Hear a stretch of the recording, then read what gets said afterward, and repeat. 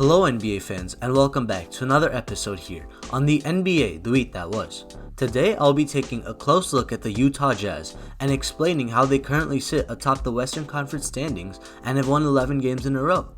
Before I get into the video, it would be great if you guys could hit the subscribe button. Subscribing is completely free and it really helps me out here on the channel. Now let's get right into the video. Coming into the season, the Jazz were yet again seen as a top 6 team in the Western Conference, but not really a championship contender. After a disappointing first round playoff exit against the Denver Nuggets, in which they blew a 3-1 lead, they had a rather uneventful offseason in which they retained their core, which included re-signing Jordan Clarkson to a $52 million deal, while making the underrated signing of Derek Favors from the New Orleans Pelicans. Favors had left the Jazz in 2019 to be the starter in New Orleans. While he was serviceable for them, the Pelicans ended up acquiring Steven Adams from the Thunder, which then prompted Favors to rejoin the team that he had spent the first 9 years of his career with. Right out of the gate, the Jazz looked shaky. They started the year 4-4 and each of their 4 losses were ugly. Star shooting guard Donovan Mitchell looked rusty and the defense looked lethargic and out of sorts.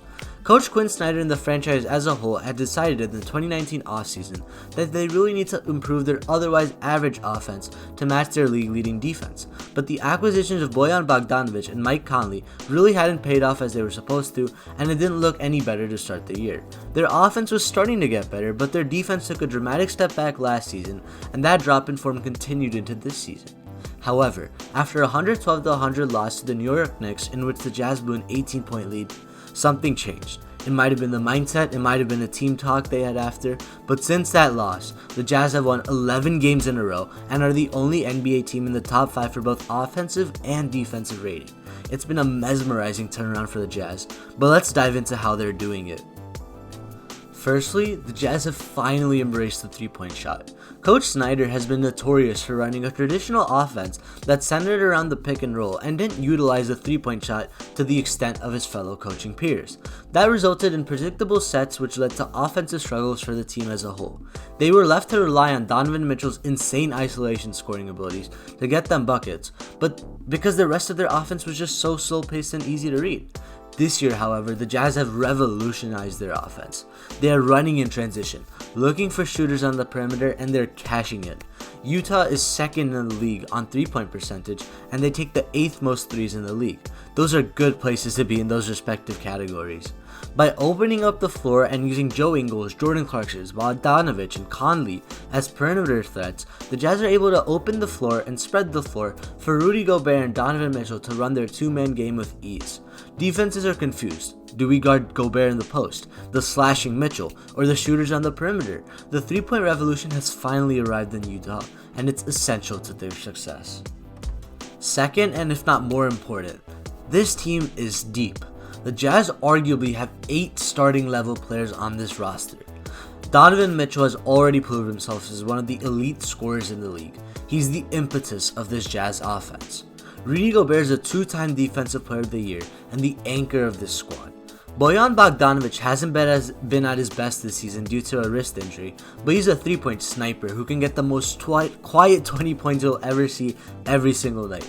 Mike Conley has finally proved that he was worth giving up 2 first-round picks for. He's been a great shooter this year, and he consistently shows that he's one of the better playmakers in the league, even at 33. Royce O'Neal is a jack of all trades. He can guard 4 or even 5 positions, he can shoot, he can rebound, he's an essential glue guy for this team. Those 5 have been the regular starters for the Jazz barring any injury. Now, off the bench, we get the aforementioned Favors, who is providing starter-like production off the bench. With Favors able to hold his own in the post offensively and gobble up the rebounds, it allows Snyder to rest Gobert for crunch time. Joe Ingles also continues to prove that he is one of the more underrated players in the league.